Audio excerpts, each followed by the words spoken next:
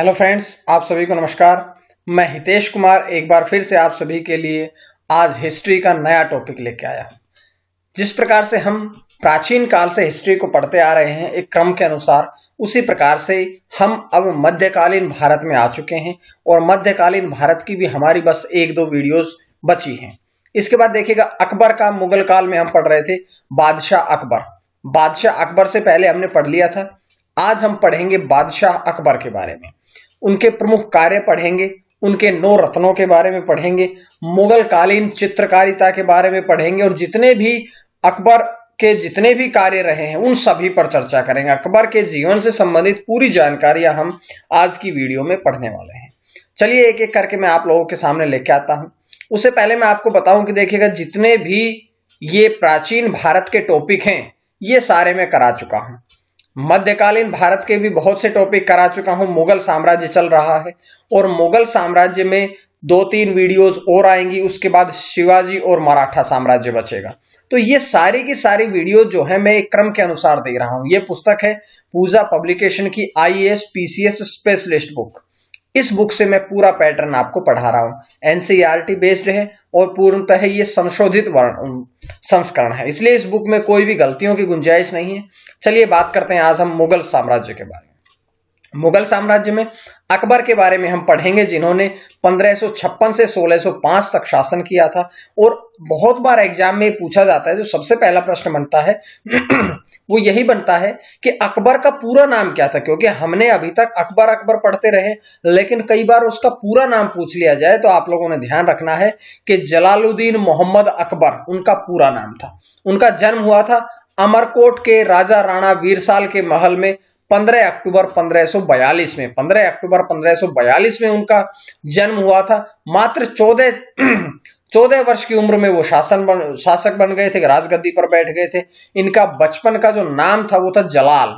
इनके बचपन का नाम क्या था? जलाल। अब जैसे कि बताया गया कि 14 वर्ष, क्योंकि 1542 में जन्म हुआ और 1556 में शासन पर बैठ गए थे, राजगद्दी पर बैठ गए थे, तो एक 14 वर्ष का उम्र में लड़का जब कोई राजगद्दी पर बैठता है तो उसका संरक्षण दिया जाता था। तो इसके अकबर के जो संरक्षण किसने दिया था वो था बैरम खान। अकबर का संरक्षण जो था या संरक्षणकर्ता जो था वो था बैरम खान। बहुत बार आपके एग्जाम में पूछा गया है। बात करते हैं अकबर की मां के बारे में। तो अकबर की मां का नाम था हमीदा बानू बेगम। अकबर का राज्याभिषेक जो था वो कलानौर में 14 फरवरी 1556 में हुआ था। सबसे पहले कछवाहा राजपूत शासक भारमल ने अपनी ज्येष्ठ पुत्री, बड़ी पुत्री हरखाबाई, जिसका नाम था जोधाबाई, का विवाह अकबर के साथ 6 फरवरी 1562 में कर दिया था। इसी राजपूत राजकुमारी को सलीम या जहांगीर का इसी से जन्म हुआ था, यानी कि जो जोधाबाई थी इसी राजकुमारी ने आगे चल करके जहांगीर या सलीम को जन्म दिया था। जोधाबाई का एक नाम था हरखाबाई।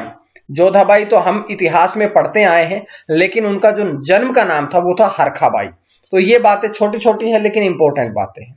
आगे बात करते हैं अकबर महान के बारे में। हम पढ़ रहे हैं तो आगे पढ़ते हैं कि अकबर के सिंहासन रूढ़ होने के पश्चात, यानी कि सिंहासन पर बैठने के पश्चात, बिहार के मोहम्मद आदिल शाह के महत्वाकांक्षी वजीर हेमू ने आगरा और बयाना तथा दिल्ली पर अधिकार कर लिया था। ये जो हेमू जो था ये मोहम्मद आदिल शाह का वजीर था और इसने आगरा क्षेत्र जीत लिया था, बयाना क्षेत्र जीत लिया था और दिल्ली पर भी अधिकार कर लिया था। इसके पश्चात मध्यकालीन भारतीय इतिहास में हेमू पहला और एकमात्र हिंदू शासक ऐसा था जिसने दिल्ली राज्य सिंहासन पर अधिकार जमाया था और उसने विक्रमादित्य की उपाधि जो थी वो धारण करी थी। विक्रमादित्य की जो उपाधि थी वो धारण करी थी किसने?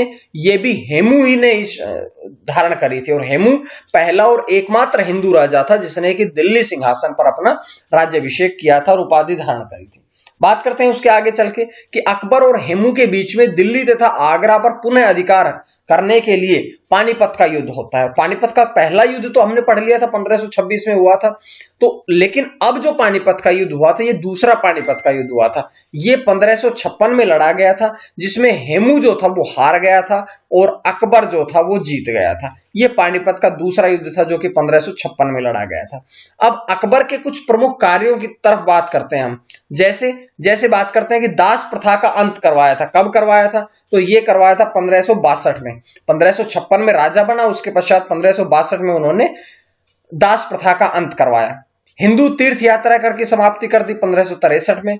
1564 में उन्होंने जजिया कर समाप्त कर दिया, जो कि गैर हिंदुओं से लिया जाता था कि तुम्हारे जन धन और माल की रक्षा के लिए जजिया कर देना पड़ेगा। वो जजिया कर भी 1564 में इसने खत्म कर दिया। देखिएगा वर्ष के अनुसार है, 1562 में दास प्रथा, 63 में हिंदू तीर्थ यात्रा कर समाप्त किया, जजिया कर 1564 में समाप्त कर दिया।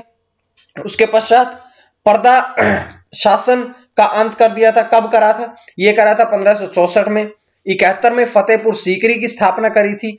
राजधानी फतेहपुर सीकरी स्थानांतरित कर दी थी 1571 में। फतेहपुर सीकरी की स्थापना करी थी 1571 में, और फतेहपुर सीकरी की स्थापना करने के पश्चात ही अपनी राजधानी को लेकर के कहां आ गए थे? फतेहपुर सीकरी में आ गए थे। उसके पश्चात अकबर की जो गुजरात विजय थी, गुजरात बहुत इंपॉर्टेंट होती है, गुजरात विजय के बारे में हम बात करेंगे, लेकिन अगर कब हुई थी ये पूछा जाता है तो 1572 में हुई थी। गुजरात विजय जो थी वो इनके शासन की एक बड़ी उपलब्धि थी। उसके बाद फतेहपुर सीकरी में जब इसने अपना स्थानांतरण कर ली थी राजधानी, उसके पश्चात इबादत खाने की स्थापना करवाई थी 1575 में। मजहर दस्तावेज की घोषणा कब करवाई थी? 1579 में, 1579 में। दीन ए इलाही धर्म की स्थापना करवाई थी 1582 में। इलाही संवत शुरू करवाया था 1583 में। लाहौर, अब जब इसने लाहौर भी राजधानी स्थानांतरण कर लिया था तो कब करा था ये 1585 में किया था। ये सारे वो कार्य है जो कि अकबर महान ने अपने शासनकाल में किए थे। बहुत, आप इनको एक एक करके दोबारा से रिवाइज कर लीजिएगा, ठीक है। अब हम बात करेंगे अकबर के दरबार में 9 रत्न रहते थे, तो इन 9 रत्नों के बारे में बात करेंगे। सबसे पहला कौन था? सबसे पहला था मुल्ला दो प्याजा। मुल्ला दो प्याजा को भी अपनी कुशाग्र बुद्धि, बहुत ही कुशाग्र बुद्धि का था, वाक पटु था, बोलने में बहुत चंचल था, तुरंत जवाब देता था, और प्याज के प्रति इनकी बहुत ज्यादा रुचि होने के कारण, इन्हें नाम क्या दिया गया था? मुल्ला दो प्याजा की उपाधि भी धारण करी गई थी। इनका नाम मुल्ला दो प्याजा नहीं था, लेकिन प्याज में अत्यधिक रुचि होने के कारण इन्हें नाम क्या कर दिया गया था? दो प्याजा नाम इसके पीछे रख दिया गया था। उसके बाद अब्दुल रहीम खान खाना। अब्दुल रहीम खान खाना जो थे वो बैरम खान के पुत्र थे, और बैरम खान और ये फारसी, तुर्की और हिंदी के प्रकांड विद्वान थे। बैरम खान वही व्यक्ति है जिन्होंने अकबर को संरक्षण प्रदान किया था, यानी कि जिस समय अकबर शासन कर रहा था उस समय ये केवल राजगद्दी पर बैठा था, लेकिन बैरम खान इनके सारे कार्य निभा रहा था। तो इसी का पुत्र था अब्दुल रहीम खान खाना। ये फारसी, तुर्की और हिंदी का बहुत विद्वान था।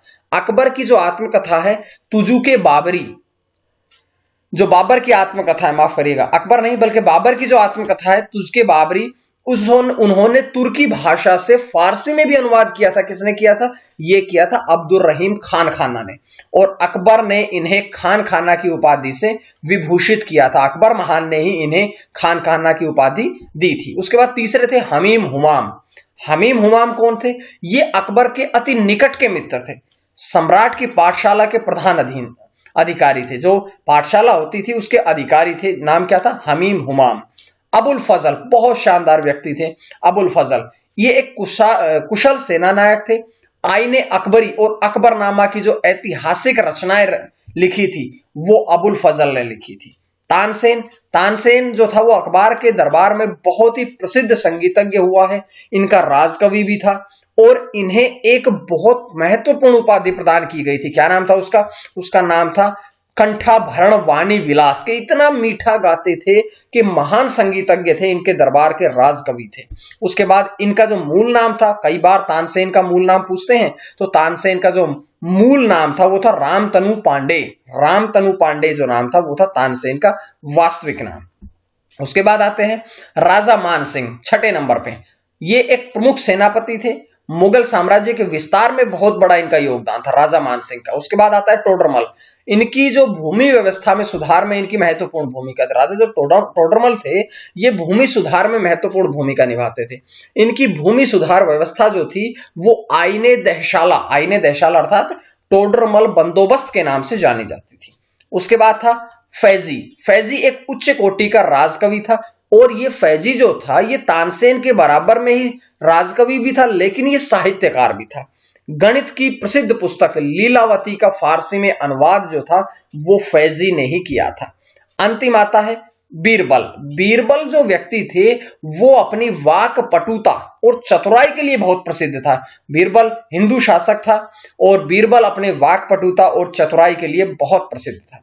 बात करते हैं कि माहम अनगा के पुत्र अधम खान को अकबर ने स्वयं मारा था। क्यों? क्योंकि उसने अकबर के प्रधानमंत्री अतगा खान की हत्या कर दी थी, इसलिए जो अधम खान था इसको अकबर ने अपने हाथों से मारा था। अकबर का पहला सैन्य अभियान जो था वो 1561 में था, क्योंकि 1561 से पहले जो थे वो तो बैरम खान निभा रहे थे ये भूमिका, लेकिन इनका जो पहला सैन्य अभियान था वो था 1561 में, जो कि मालवा के शासक बाज बहादुर के खिलाफ उन्होंने लड़ा था।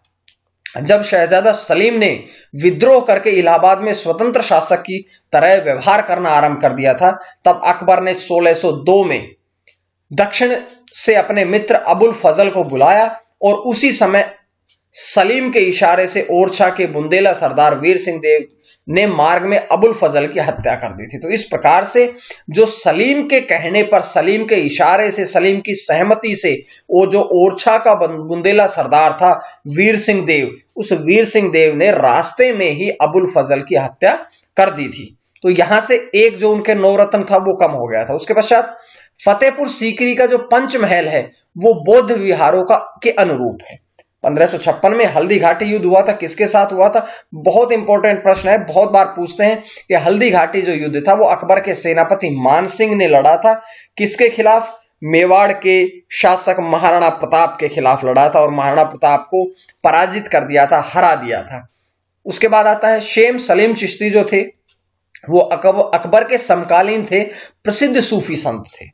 अकबर द्वारा आगरा का लाल किला का निर्माण कराया गया, दिल्ली में हुमायूं का मकबरा बनवाया, फतेहपुर सीकरी में शाही महल बनवाया, दीवाने खास बनवाया, पंचमहल बनवाया, बुलंद दरवाजा बनवाया, जोधाबाई महल बनवाया, इबादत खाना फतेहपुर सीकरी में बनवाया, इलाहाबाद का किला बनाया, लाहौर का किला बनाया। ये सारी जो स्थापत्य कला थी ये उस समय अकबर महान की प्रमुख स्थापत्य कलाओं में गिनी जाती है। बात करते हैं कि अकबर ने 1582 में दीन ए इलाही धर्म की स्थापना करी थी। दीन ए इलाही का सरकारी जो नाम था वो था तौहीद ए इलाही। तौहीद ए इलाही का मतलब था कि एक ईश्वर में विश्वास रखिएगा। दीन ए इलाही का मुख्य कार्य था कि भाई एक ईश्वर में विश्वास रखिएगा। इसके अंतर्गत अकबर ने सभी धर्मों के मूल सिद्धांतों को सम्मिलित करके इसे सर्वमान्य बनाने का प्रयास किया था कि जितने भी धर्मों के मूल सिद्धांत होते हैं, हिंदू मुस्लिम सिख जितने भी उस समय धर्म थे, उन सभी धर्मों के जो सिद्धांत थे उनको सम्मिलित कर दिया और सम्मिलित करके दीन ए इलाही की स्थापना करी थी। उसके बाद इतिहासकार स्मिथ हुए हैं। स्मिथ ने अकबर का जो दीन ए इलाही धर्म था उसको मूर्खता का स्मारक कहा है। उन्होंने ये कहा, जो स्मिथ थे इतिहासकार, उन्होंने ये कहा कि कभी भी कोई व्यक्ति इतने धर्मों को मिलाकर के एक सिद्धांत प्रतिपादित नहीं कर सकता, एक सिद्धांत की रचना नहीं करी जा सकती है, और इन्होंने अकबर के दीन ए इलाही धर्म को मूर्खता का स्मारक कहा है। तो ये प्रश्न भी आप लोगों ने इंपॉर्टेंट तरीके से पढ़ना है। बात करते हैं कि प्रमुख चित्रकार कौन कौन हुए। अब मैं बात करूंगा पूरे मुगल कालीन के। अकबर के समय में हुए दसवंत, बसावन, महेश, लाल मुकुंद, सावलदास, अब्दुसमद। जहांगीर के समय में हुए फारूक बेग, बिशनदास, मंसूर, मनोहर, अबुल हसन, दौलत। शाहजहां के समय में हुए हैं फकीर उल्लाह, मुरार, अनूप, मीर हासिम, हुनर, मुरार, मोहम्मद नादिर। ये सारे के सारे मुगल काल के समय में प्रमुख चित्रकारों में आते हैं। बात कर लेते हैं कि दीन ए इलाही के सदस्य को अग्नि को पवित्र मानते थे। ये जो दीन ए इलाही के सदस्य होते थे ये अग्नि को पवित्र मानते थे और सूर्य भगवान की पूजा करते थे। दीन ए इलाही के हिंदू अनुयायियों में केवल बीरबल था, क्योंकि बीरबल इसलिए था क्योंकि बीरबल इसके नवरत्नों में भी आता है, और बीरबल पहला ऐसा हिंदू शासक भी था जिसने की अकबर की पराधीनता को स्वीकार कर रखा था। उसके बाद अकबर की जो धार्मिक नीति का उद्देश्य था सार्वभौमिक सहिष्णुता, इसे सुलह ए कुल की नीति मानते थे, अर्थात कि शांतिपूर्ण तरीके से व्यवहार करते थे और सभी के साथ शांतिपूर्ण व्यवहार करना ही इसका प्रमुख सिद्धांत था। अकबर ने इसे उत्सव के रूप में आगरा में मनाना शुरू कर दिया था कि सुलह ए कुल की नीति को एक उत्सव के रूप में आगरा में मनाते थे। ठीक है, बात करते हैं कि पहला ईसाई मिशन जो था, जिसे रेडोल्फ अक्वेविवा, एटोनी मोरसेरेट और एनरिक वेज सम्मिलित थे। इसमें पहला ईसाई मिशन था जिसमें कि ये लोग शामिल थे। ये 1580 में फतेहपुर सीकरी में आया था। पहला ईसाई मिशन ये फतेहपुर सीकरी में 1580 में आया था। अकबर के शासनकाल को हिंदी साहित्य का स्वर्ण काल कहा जाता है। क्यों? क्योंकि मैंने शुरू में बताया था कि अकबर ने ऐसे काम किए थे जिससे कि हिंदी जो लोग थे या जो हिंदू धर्म को मानने वाले लोग थे उन पर कोई अत्याचार नहीं किया था। जर्जिया कर खत्म कर दिया गया था। जितने भी कर एक्स्ट्रा लगाए गए थे जो कि हिंदू लोगों पर लगाए गए थे उनको सबको समाप्त कर दिया गया था। उसके साथ हिंदी साहित्य की रचनाएं भी होने लगी थी, इसलिए हिंदी साहित्य का स्वर्ण काल कहा जाता है अकबर के शासनकाल को। बीरबल के बचपन का नाम था महेश दास, लेकिन जब वो अकबर के साथ में कार्य करता है, मिलकर के नवरत्नों में शामिल होता है, तो उसे महेश दास के स्थान पर नया नाम क्या दिया जाता है? बीरबल। अकबर ने राजस्व प्राप्ति के लिए जब्ती प्रणाली प्रचलित करी थी जो कि भूमि का सर्वेक्षण करती थी, भू राजस्व निर्धारित करती थी और इसके लिए दस्तूर उल अमल तथा जाप्ती खसरे की तैयारी पर आधारित कर रखी थी। तो ये इसकी भू राजस्व नीतियां थी। उसके पश्चात बात करते हैं कि अकबर ने राम सीता की आकृतियों और रामसीय देवनागरी लेख के युक्त सिक्के भी चलाए थे। अकबर ऐसा शासक था जिसने कि हिंदू धर्म के भी कुछ कार्य किए थे। ये मैं एक एक करके बता चुका हूं, आप लोग देख लीजिएगा उसको। अकबर ने जैन आचार्य हरिविजन सूरी को जगत गुरु की उपाधि भी धारण दी थी। तो अगर कहा जाए कि जगत गुरु की उपाधि किसे दी थी, तो अकबर ने जैन धर्म के अनुयायी थे, आचार्य थे जिनका नाम था हरिविजय सूरी। अकबर के समय में अनुवाद विभाग की स्थापना करी गई थी क्योंकि एक भाषा के लिखे हुए लेखों का अनुवाद दूसरी भाषा में किया जाता था। इस बात को ध्यान में रखते हुए अकबर ने अनुवाद विभाग की भी स्थापना कर दी थी। अकबर का मकबरा कहाँ है? तो ये सिकंदरा में है। सिकंदरा आगरा के बिल्कुल जस्ट पास में है। यहां पर अकबर का मकबरा भी है। और अकबर के विरुद्ध जौनपुर के मुल्ला जायदी ने फतवा जारी किया था। तो ये भी इंपॉर्टेंट प्रश्न है। उसके बाद बढ़ते हैं कि नक्शबंदी सूफियों ने अकबर की उदारवादी नीति का विरोध किया था। कि अकबर की जो उदारवादी नीति थी, क्योंकि उसमें हिंदुओं के प्रति कोई कट्टरता नहीं दिखाई गई थी, इसलिए जो नक्शवादी सूफी थे ये अकबर के खिलाफ हो गए थे। अकबर के समकालीन सूफी संत कौन थे? सलीम चिश्ती थे। ये बहुत बार प्रश्न में पूछा गया है कि सलीम चिश्ती जो थे वो अकबर के समकालीन सूफी संत थे। अकबर बादशाह की मृत्यु जो थी 1605 ईस्वी में अतिशोर रोग के कारण में हुई थी। अकबर के शासनकाल में पुनर्गठित केंद्रीय प्रशासन तंत्र के अंतर्गत मीर बख्शी मुख्यतः सैन्य विभाग का प्रमुख था। तो मीर बख्शी कौन थे? वे सैन्य विभाग के लगभग प्रमुख हुआ करते थे। इनका कार्य क्या था कि सैनिकों के वेतन और सैनिक संगठन का देखरेख करना, उनको सारे को संबंधित ये सारा कार्य वो उसने निपटाते थे।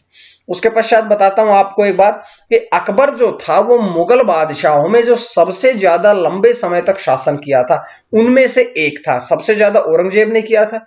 उसके पश्चात 49 सालों तक अकबर ने शासन किया था। बात करते हैं कि अकबर की जो सैन्य व्यवस्था थी वो मनसबदारी व्यवस्था 1875 पर आधारित थी। मनसब शब्द का अर्थ होता था कि श्रेणी या पद, तथा मनसबदार का अर्थ होता था कि जो अधिकारी उस पद पर बैठा है उसे मनसबदार कहा जाता था। मनसब पद का नाम था और मनसबदार वो व्यक्ति होता था जो कि उस पद पर बैठा होता था। ठीक है, तो अकबर की जो मनसबदारी व्यवस्था थी वो दशमलव प्रणाली पर आधारित थी। मुगल मनसबदारी व्यवस्था मध्य एशिया से ली गई थी और इस प्रकार का सैन्य विभाजन चंगेज खान के नेतृत्व में मुगल सेना में किया गया था। तो ये बातें इंपॉर्टेंट थी, मैंने आपको पूरी बताई है। उम्मीद है आप सभी को ये जो मैं सीरीज दे रहा हूं करंट अफेयर के साथ साथ जीएस की भी ये पसंद आ रही होगी। आप लोग प्लीज कमेंट करके जरूर बताया करें कि आपको कैसी लगती है वीडियोस। लाइक करें, इसे शेयर करें ताकि ज्यादा से ज्यादा लोगों तक हम पहुंच सके और हम वीडियोस को और भी अच्छा बना सकें। आज के लिए इतना ही है। एक अंतिम जानकारी और है कि देखिएगा, मध्यकालीन भारत में मुगल साम्राज्य चल रहा है, जिसके पश्चात मुगल साम्राज्य हमारा एक टॉपिक बचेगा, शिवाजी और मराठा साम्राज्य। उसके पश्चात हम आधुनिक भारत को भी इसी प्रकार से सीरीज से पढ़ेंगे। ठीक है, ये आईएएस पीसीएस स्पेशलिस्ट बुक पूजा पब्लिकेशन की से पढ़ाया है मैंने। अगर आपको पीडीएफ या कोई भी नोट्स चाहिए या इस बुक से संबंधित कोई जानकारी चाहिए तो ये नंबर लिखे हैं। आज के लिए इतना ही। अगर आपको वीडियो पसंद आई तो ज्ञानकोश यूट्यूब चैनल को शेयर करें, सब्सक्राइब करें। टेलीग्राम चैनल से जुड़े, ज्ञानकोश फेसबुक पेज से जुड़े पीडीएफ ले लीजिएगा, वहां से इस आज जो पढ़ा है उसका भी मिलेगा। आज के लिए इतना ही। मां सरस्वती की कृपा बनी रहे। धन्यवाद।